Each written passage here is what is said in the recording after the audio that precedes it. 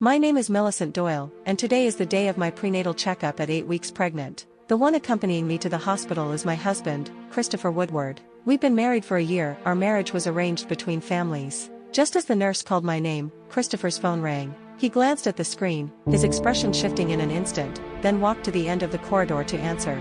I stood at the door of the exam room, faintly catching the urgency in his voice, and the words, "I'll definitely send you off." When he hung up, he returned to my side, his tone touched with a barely noticeable guilt, but without the slightest hesitation. "Millicent, I can't come with you to the prenatal checkup. Rita's leaving the country, and I have to see her off one last time. Rita Hawking is his assistant, been working with him for 6 months now. I've seen her a few times, and there's always been something in the way she looks at Christopher that feels different." Without thinking, I grabbed his wrist. The little life growing inside me isn't even fully formed yet, and right now, more than anything, I need him by my side. "Christopher, the checkup won't take long, just half an hour. When I'm done, can we go together, please?" I softened my voice, even begging a little. I knew I was lowering myself, but I truly didn't want to face this alone. Christopher Woodward gently pulled his hand away from mine, his brow knitting into a frown. "Millicent, don't be childish. Rita is leaving the country this time, and she might never return. You can manage the prenatal checkup on your own." His words felt like an icy needle piercing through my heart, chilling me to the bone. I looked at him, wanting to say something, but my throat tightened, and no words came out. He didn't look back and turned away, his steps quick and restless, as if even staying another second would torment him. I stood frozen, watching his silhouette disappear around the corner of the corridor. The warmth from his wrist still lingered on my fingertips, but inside, I felt desolate. The nurse called my name once more. I took a deep breath and walked into the consultation room by myself. The doctor smiled, saying the baby was healthy, but I couldn't bring myself to feel any joy. Outside the room, I watched other pregnant women coming and going with their families, while I stood there completely alone. I placed my hand over my still flat belly and, in that instant, made a firm decision. This child, I don't want it. Christopher Woodward, I don't want him anymore, either. I didn't go home. Instead, I contacted the hospital and booked the surgery for the next day. That night, I spent alone in a hotel near the hospital, didn't send Christopher a single message, and he didn't try to contact me. The surgery went smoothly the next day. When I woke, a faint heaviness tugged at my lower belly, but inside I felt unnervingly calm. I didn't tell anyone. I handled the discharge alone and returned to our home. The house was large and beautifully finished, yet it held not a shred of warmth. I sat on the couch deep into the night before Christopher finally came home. The moment he stepped through the door, an unfamiliar scent of perfume greeted me, not mine, not the one he usually wore. It was a sweet, fruity fragrance, tinged with a carefully crafted gentleness that reminded me unmistakably of Rita Hawking. I lifted my eyes to him, my gaze landing on his neck where a faint red mark showed, like a bite. Everything clicked. He was taking Rita away, but it wasn't just a simple see-off. Christopher seemed to notice my stare and instinctively pulled up his collar, his expression betraying unease. "Why didn't you turn on the light?" He avoided my eyes, his voice distant and dismissive. I didn't answer. I just looked at him steadily and said, word by word, "Christopher, let's get a divorce." He froze, as if he hadn't quite caught what I said, frowning as he asked, "What did you just say?" "Divorce." I repeated it, my voice steady and calm, as if talking about something that no longer concerned me. Christopher Woodward's expression darkened. He stepped in front of me, looking down with a hint of disdain. "Millicent, have you made your point? All this over me not going to your prenatal checkup?" I stared at his false, put-on look and suddenly couldn't help but laugh dryly to myself.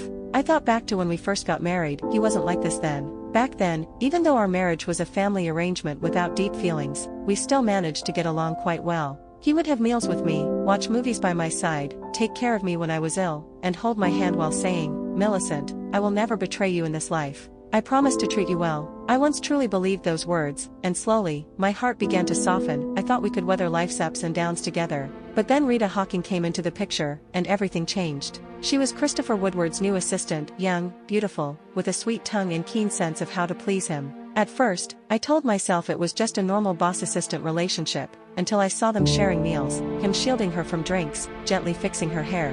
I couldn't help but question him, but he flipped it back on me, calling me petty and accusing me of making a big deal out of nothing. He said Rita Hawking was just his assistant, and I shouldn't read too much into it. He told me that as his wife, I needed to be more forgiving and stop holding on to every little thing. Watching him stand up for Rita like that, it felt like my heart was being sliced open. That time, we fought so bitterly.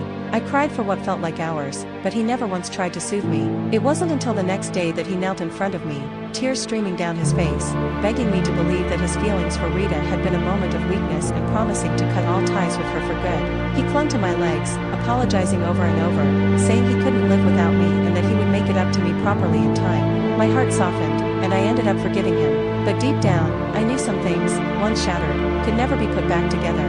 From that moment on, all I could feel toward him was numbness, no hope, no waves of emotion. I thought he would at least keep his promise, but I never imagined he would break it. Christopher Woodward looked into my steady eyes and seemed to realize I wasn't just throwing a tantrum. His tone softened a little. "Millicent, I know I was wrong. There's really nothing going on between Rita and me. I just got too emotional sending her off. Please don't read too much into it. Let's not get divorced, okay?" I shook my head, my voice still steady. "I'm not overthinking this. I'm serious, let's get a divorce." Christopher's face darkened again, impatience creeping into his tone. "Millicent, don't be shameless. Do you honestly think you'd be better off without me?" I looked at him, and in that moment, he felt like a complete stranger. The Christopher who had once been gentle and caring had long since disappeared. "Whether it's good or not, I know myself. You don't need to worry about it," I said calmly. Christopher Woodward was about to say something, but his phone suddenly rang. He glanced at the screen, his expression flickering, then stepped aside to take the call. After hanging up, he said coldly to me, "I'm going on a business trip for a few days. We'll talk about the divorce when I get back. You'd better be sure about this." I watched his retreating back, neither stopping him nor feeling sorrow. Once he left, I packed my things and walked away from this house filled with lies and betrayal. I went back to my parents' home, and the moment I stepped inside, they could tell something was wrong. My mother took my hand gently, her voice filled with concern. "Millicent, what's wrong? Are you feeling hurt?" Seeing the worry in her eyes, I couldn't hold it in any longer. Tears welled up and spilled over. With my voice trembling, I told them everything, about ending the pregnancy and my decision to divorce Christopher. I thought they'd try to persuade me, to ask me to hold on a little longer for the sake of the family and myself. But to my surprise, my father gave my shoulder a firm pat and said, "Millicent, you're doing the right thing. A man like him isn't worth your lifetime. We'll always stand by you." My mother held me close, wiping away tears as she said, "Yes, Millicent, it's all right. If the baby is gone, we can try again. If the man is gone, you can find someone new. We'll take care of you for as long as you need." With my parents' support, I felt even more resolute in my decision to divorce. But I never expected Christopher Woodward to be so petty and ruthless. Just a few days later, I heard that Christopher Woodward had begun undermining my family. Several key projects of ours were intersected by the Woodward Group, and the funding chain faltered, leaving us in a tough spot. I knew this was Christopher's revenge. He couldn't accept my decision to divorce and hoped to force me to reconsider. I can't let my parents get dragged into this because of me, nor can I allow my family to fall apart at Christopher Woodward's hands. After gathering myself, I went to the Woodward Group alone. The receptionist hesitated when she saw me, as if she wanted to stop me but didn't dare. I didn't pay her any attention and headed straight into Christopher Woodward's office. Inside, besides Christopher, there was someone else, Rita Hawking. She was perched on Christopher's desk, holding a cup of coffee, her posture intimate. When she noticed me, a faintly provocative smile crossed her lips. Christopher Woodward saw me, his face darkening. "What are you doing here?"